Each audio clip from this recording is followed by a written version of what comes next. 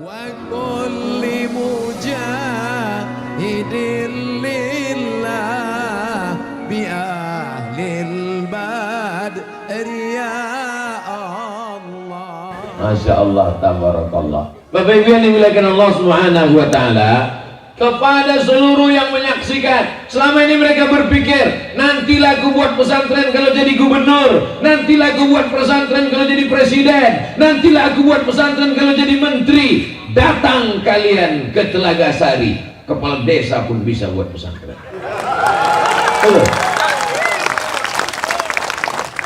Berpikir besar, berpikir kekal, berpikir sesuatu yang abadi.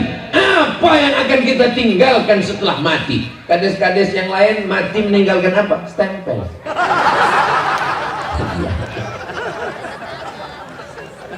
Ada kades meninggal, menangislah istri Pak Kades.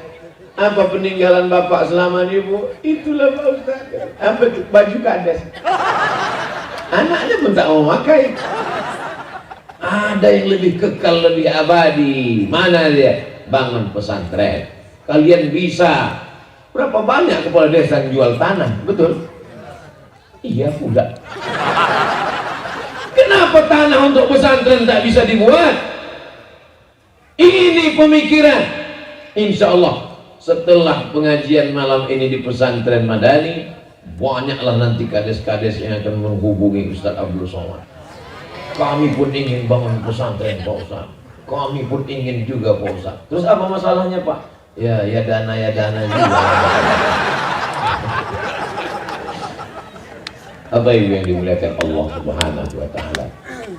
Al-Kayyisu, orang yang cerdas, bukan orang yang IP-nya 4, bukan orang yang IQ-nya 150. Siapa orang yang cerdas? Mandana nafsahu, ditekannya hawa nafsunya, wa amila lima ba'dal maut, dia berpikir apa yang akan kubawa setelah mati. Yang pertama, nafsu mau berpakaian. Ada orang sekarang sekali berdiri sekali tegak 100 juta, sepatu 10 juta, lalat kepleset-pleset situ, celana 5 juta, baju 15 juta. Ini Pak Ustadz, baju saya nih, entah siapa yang bertanya. Cincin kiri 15 juta, cincin kanan 16 juta, sekali senyum 20 juta, gigi pun emas juga. Mati menghadap Allah, tinggal semuanya. Yang dibawa hanya sehelai, 2 helai, 3 helai, 5 helai, 7 helai kain kapan. Tukang pabrik tekstil pun mati tak bawa kain berkarung-karung. Betul apa salah cakap saya ini? Tapi kalau kau tekan hawa nafsu, mau beli baju, mau beli celana, mau beli ganti sepatu, insya Allah. Ustaz kapan terakhir beli sepatu? Tak ingat saking lama. Allah Ustaz ngomong aja, itu baju Ustaz baru dikasih orang. Apa yang bisa kita bawa setelah mati menghadap Allah Subhanahu wa Ta'ala? Beli duit, duit dipakai untuk makanan, beli makanan pakai duit. Ma'akal tafa'afnaita, yang kau makan busuk. Wa malabista, yang kau pakai lapuk. Yang kau makan busuk, yang kau pakai lapuk. Wa matasaddaqta fa'amdaita, tanah yang kau wakafkan untuk pesantren, inilah yang akan menjadi bekal untuk hari esok. Kau makan busuk, kau pakai lapuk, kau sedekahkan untuk bekal hari esok. Bisa untuk bahan update status besok pagi. Ibu-ibu bukan main lagi, banyak jilbabnya, dibuka lemari tumpah ruah jilbab, tapi tak pernah dipakai. Apalah gunanya itu? Ustaz janganlah sindir-sindir jilbab kami Pak Ustaz, baru saya beli tadi sore, itu pun belum lunas lagi. Bapak Ibu yang dimuliakan Allah Subhanahu wa Ta'ala, makanya nanti kalau ada keinginan nafsu menggebu-gebu, ingin rumah baru, mobil baru, pakaian baru, cincin baru, ingat ada sesuatu yang kekal abadi. Semen 2-3 sak, batu bata dan kerikil. Besok datang, mana pembangunan Masjid Madani itu, mana dia? Kau mau ngasih? Enggak, mau tanya-tanya aja. Nanti kalau cocok baru kasih. Kalau tak cocok nantilah itu. Dibangun rumah besar megah mewah 3 lantai, kamar mandinya keramik batu pualam. Masuk ke dalam tamu tak mandi-mandi saking kan kagumnya.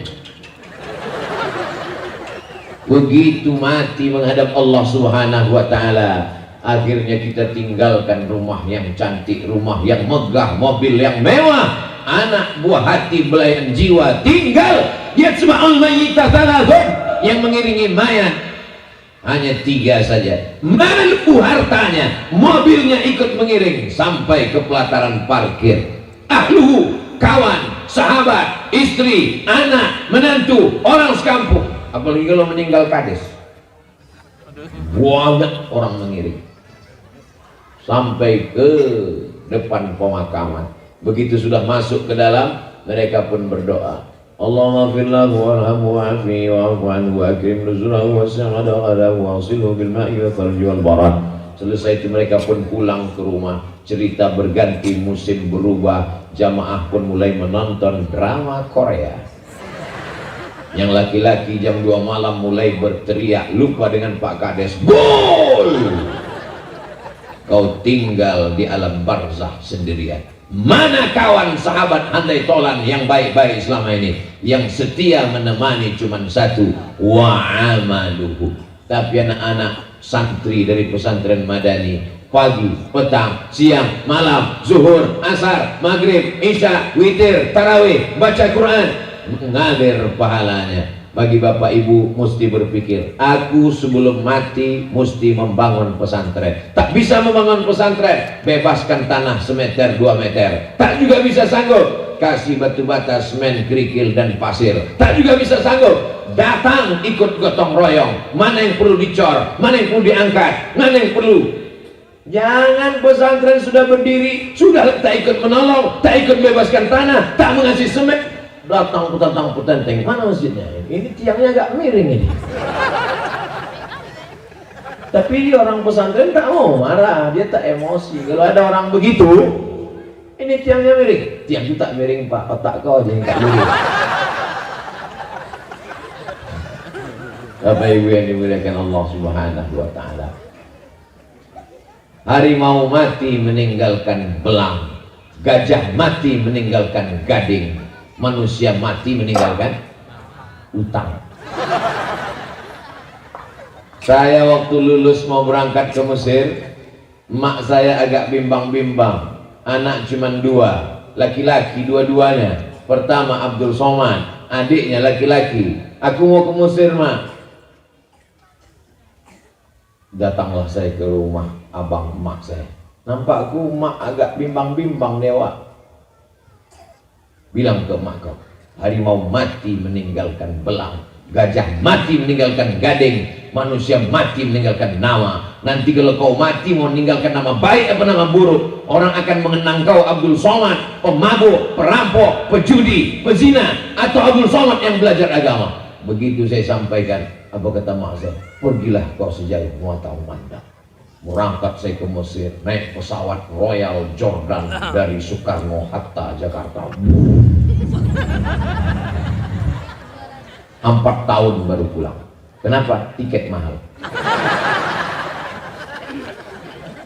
Jangan nanti anak-anak ini sudah tamat dari Madani, mau sekolah ke Mesir, mau sekolah ke Madinah, mau sekolah ke Makkah, ibu tahan. Mak, aku udah tamat Madani, dapat beasiswa ke Mesir, berangkat aku ya mak. Janganlah nak, nanti kalau mak mati gimana? Kalau ibu tahan dia, ibu mati. Kalau ibu lepas dia, ibu mati juga. Bedanya apa? Kalau ibu lepas dia, dia mujahid fisabilillah, bertambah ilmunya, didoakannya sampai akhir hayat insyaallah. Sampai hari ini sudah 2 tahun almarhumah saya tinggal. Kak sepupu saya cerita, sampai hari ini tak berhenti orang berdatangan berziarah dari banyak tempat. Bersih makam kubur, tak pun rumputnya panjang, orang banyak ziarah. Mau dicari orang, mana makam almarhumah emak Ustaz Abdul Somad yang melahirkan, yang mendidik, yang membesarkan.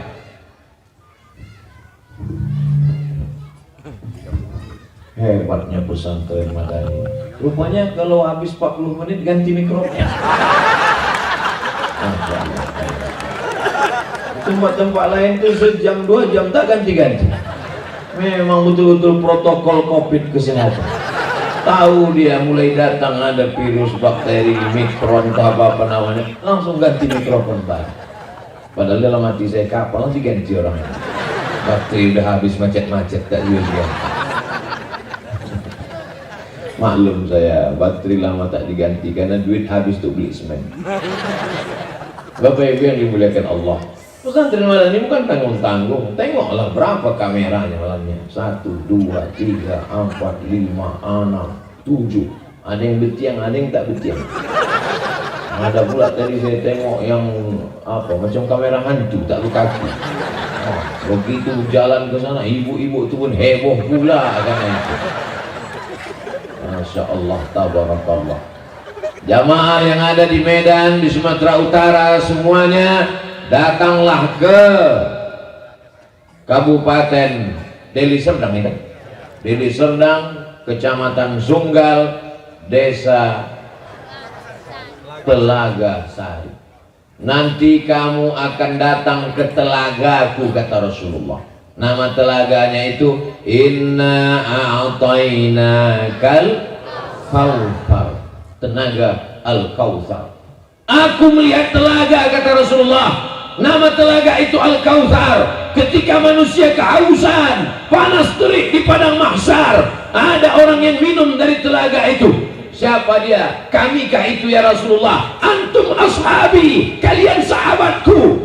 Ada orang yang minum dari telaga itu. Siapa mereka ya Rasulullah? Ikhwani, ikhwan, ikhwan. Al-Madani, Madani, ikhwan. Yang akan minum dari telaga itu adalah ikhwan. Telaga di sana nanti Al-Kautsar. Sebelum sampai ke sana di Telaga Sari dulu. Nanti kalau dia minum dari telaga itu, la yazma'u fiha abada, dia tidak akan haus untuk selamanya. Insya Allah kalau datang orang Sumatera Utara ke Telaga Sari mengantar anaknya ke Madani, tidak akan haus. Maksudnya haus pelajaran agama. Sekarang banyak orang tak paham agama, semua disembah. Kucing pun disembah. Mbak kucing sembah, nambah pokok kayu sembah. Pokok kayu, batu, hantu, tuyul, nyiblorong, sundel bolong, semua sembah. Haus dengan agama. Nanti kalau dia sudah belajar agama, dia bisa membedakan mana khalik, mana makhluk, maka dia akan berkata la ilaha illallah. Murni, bersih akidahnya. Kenapa? Karena di sini diajarkan tauhid, wujud, qidam, baqa, mukhalafatul lil hawadisi, qiyamuhu binafsihi, wahdaniyah, qudrat, iradat, ilmun, hayat, sama, basar, kalam, berpegang dengan ahlus sunnah wal jamaah. Ini sekarang banyak tauhid macam-macam. Bila Anda CEO-nya monyet, maka tahun 2022 cocoknya memanjat pokok kayu. Habis pokok kayu dipanjat. Tak jadilah kita nikah, Beb. Kenapa begitu, Nyet? Karena nampaknya menurut ramalan kita nggak sesuai. Bintang kau kan kambing, bintang aku ikan. Kambing kalau jumpa ikan mana mungkin. Kau di air, aku di laut. Udah kau pegang-pegang aku, baru kau bilang tak bisa nikah. Bodat kau kan? Percaya pula dia pada ramalan. Kadzabal munajjimun walau sodaku. Dusta, bohong orang ahli perbintangan. Kalaupun betul, kebetulan. Kalau zaman dulu orang datang ke rumah peramal minta ramal. Zaman sekarang peramal itu yang datang ke rumah kita, ke meja tamu kita, ke dalam kamar tidur kita, ke dalam dompet kita. Apa kata dia? Ketik ramal spasi rek, kirim ke 9090. Betul apa tidak yang saya cakapkan ini? Di mana membersihkan akidah? Bersihkan akidah di pondok pesantren. Kalau ada orang mengatakan jangan masukkan anak pesantren, pesantren itu radikal, radikul, sumbatkan mulutnya duit baru dia diam. Mana ada orang aliran keras di pesantren? Kalau pesantren markas tempat radikal sudah matilah bazar-bazar yang mengejek Ustaz Somad itu, betul? Betul. Kenapa masih hidup? Menunjukkan bahwa di pesantren orang diajarkan kelembutan. Di pesantren orang pakai sarung. Apa yang keras pakai sarung? Salah cakap. Tak ketawa. Di pesantren orang diajarkan sopan santun, tata krama, budi bahasa. Kami dulu di pesantren bangun tidur pagi. Memang datang guru tuh bawa batang sapu, tapi tak dipukulnya. Yang dipukulnya cuma triplek saja. Kelompak. Wake up, bangun. Bangun ke masjid. Ada satu kawan tak bangun. Pulang kami dari masjid, dia masih tidur.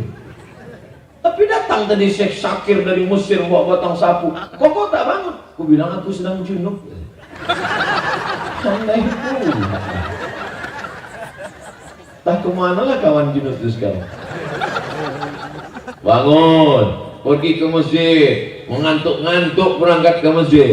Sampai di masjid, sholat sunat tahiyatul masjid, azan subuh, qabliyah subuh. Setelah itu iqamat, baru sholat subuh. Banyak juga kawan-kawan yang sujud pertama sekaligus sujud terakhir. Tak bangkit-bangkit. Tapi saya tak pernah saya coba. Setelah itu pulang ke asrama, baca Quran. Habis baca Quran, mandi. Setelah itu sarapan. Di rumah terlalu manja.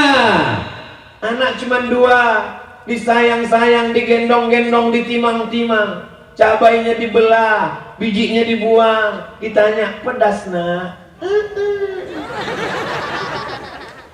Siapa yang bisa ceritakan itu? Saya tak tahan makan pedas. Cabai itu dulu dibuang emak bijinya, dimasakkan, kasih gula merah lagi.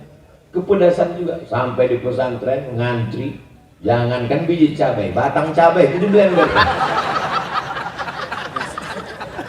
Tapi itulah pendidikan yang luar biasa. Sekarang banyak anak-anak, fasilitas ada, tapi dia takut menghadapi kehidupan. Kenapa? Manja. Betul tak? Anak-anak kita bukan karena tidak ada beras, bukan karena tidak ada duit, ada rumah, ada mobil, ada fasilitas, tapi penyakitnya manja, tak siap dia menghadapi hidup ini. Anak pesantren siap menghadapi hidup. Sampai ke Mesir, jumpa sama Fir'aun, siap. Habis dari Mesir, pergi ke Maroko, siap. Habis dari Maroko, pergi ke Sudan, siap. Habis dari Sudan, balik ceramah, diejek-ejek orang, siap. Dicaci maki, dibully, siap. Jamaahnya yang tak siap. Tolonglah Pak Ustaz. Ustaz kalau ceramah, janganlah menggelegar-gelegar. Kenapa gitu Pak? Tak tahan jantung kami Pak Ustaz. Jadi pesantren itu mendidik orang siap untuk menjalani hidup. Sekarang banyak orang yang siap mati. Kami siap mati Pak Ustaz. Siap tak siap memang mati. Anak-anak kita ini bukan kita didik siap mati, tapi siap hidup. Bagaimana dia supaya hidup? Memperjuangkan agama Allah Subhanahu wa ta'ala. Kalau dia jadi polisi, dia akan menolong agama Allah dengan jabatan polisinya. Bangga tak ibu kalau punya anak polisi?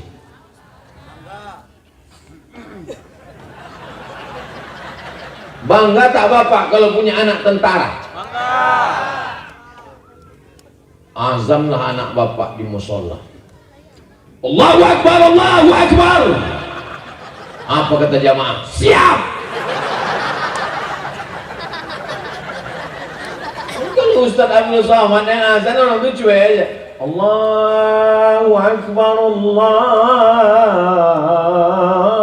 Akbar. Siapa yang azan tuh? Ustaz Somad. Kau duluan aja Ustaz, kami nyusul belakangnya.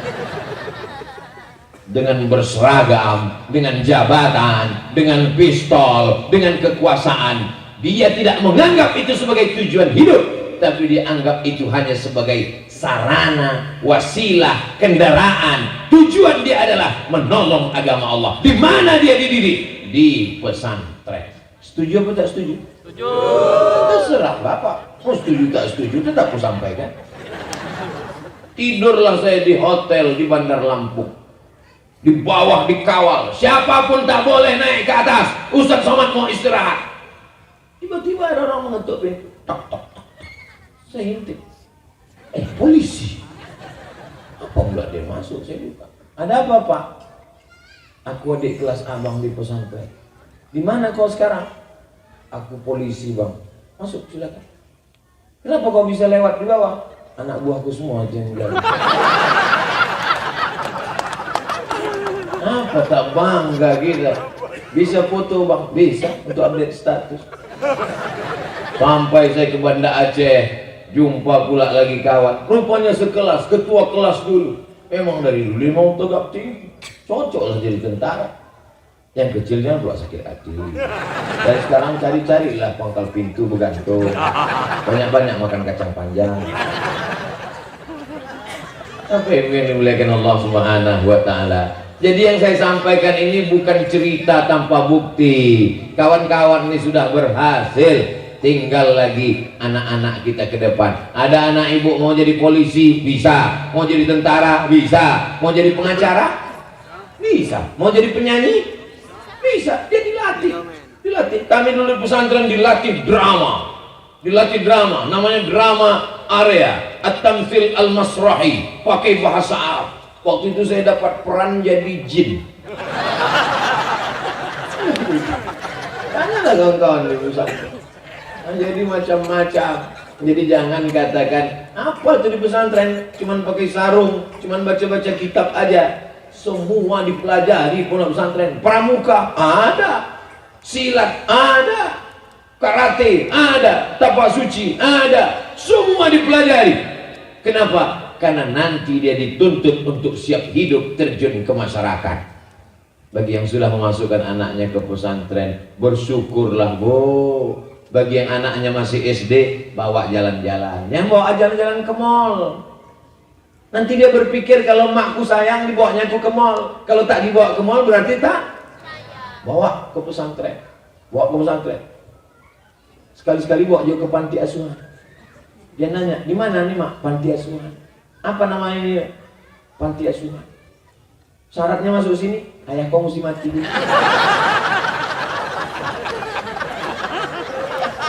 Balik dia dari situ, dia akan sayang sama ibu, diciumnya tangan ibu. Kenapa? Karena dia mulai berpikir, anak-anak ini tidak selamanya bisa kita nasihati cuman kau mesti rajin sholat, kau jangan melawan aku, nanti kau masuk neraka jahanam. Anak-anak sekarang melawan, mana neraka itu? Mana? Tapi kalau dibawa dia ke sana, dia akan menengok, tunjukkan dia, berpikir dia, apalah ta'tilun, berpikir anakku, apalah tatafakkarun, berpikir anakku. Jalan-jalan ke Danau Toba, bagus. Pergi ke Brastagi, ke bukit, cantik. Makan-makan ikan mas, bagus, tak salah. Tapi sekali-sekali bawa dia ke tempat anak yatim, belikan nasi bungkus kau satu, aku satu. Untuk apa mak? Nanti kita makan sama anak yatim di sana.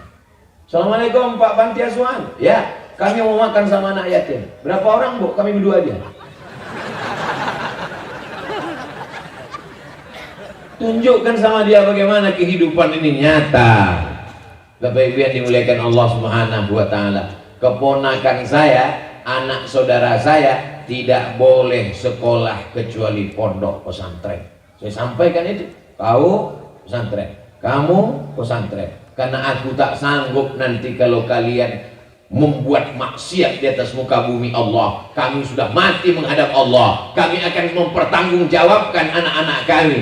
Kullukum ra'in, setiap kamu pemimpin, wa kullukum mas'ulun, kalian semua akan disoal, diminta tanggung jawab. Ibu rajin wirid, yasin, tahlilan, berzikir, bersolawat, baca Quran, khatam. Bapaknya pula bukan main, wakaf, zakat, infak, sedekah. Tapi anak tidak dididik. Selangkah lagi kita mau masuk surga, selangkah juga kaki masuk ke neraka karena tidak mendidik anak-anak. Inilah pentingnya pondok pesantren. Kenapa anak kau tak masuk pesantren? Jauh Pak Ustaz. Saya sangka ganti mic lagi. Anak kau kenapa tak di pesantren? Mesti mengantarnya satu hari ke Mandailing, Natal, ke Purba Mustafawiyah Pak Ustaz. Tak sampai hati saya Pak Ustaz. Antarkan anak, dekat sudah. Tapi kalau anak sudah masuk pesantren, jangan ditelepon tiap hari. Jangan ibu antar kemari menangis. kuatkan hati. Kau belajar kau sini. Kalau kau tak belajar, tak kuat kau jadi anakku. Kuat dia. Ini ibu meletakkan pesantren, menangis pula. Anak. Takkan dia nangis. Biarkan dia. Kuatkan semangatnya. Nanti kau jadi anak soleh. Kalau aku mati, kau kirim doa, kau ceramah, kau berhasil. Anak-anakmu kau bawa baca Quran. Kau insya Allah berhasil nak. Baru ibu pun pergi. Udah agak jauh sampai Sungai Skambik, abang nangis. Bapak ibu yang dimuliakan Allah Subhanahu wa ta'ala.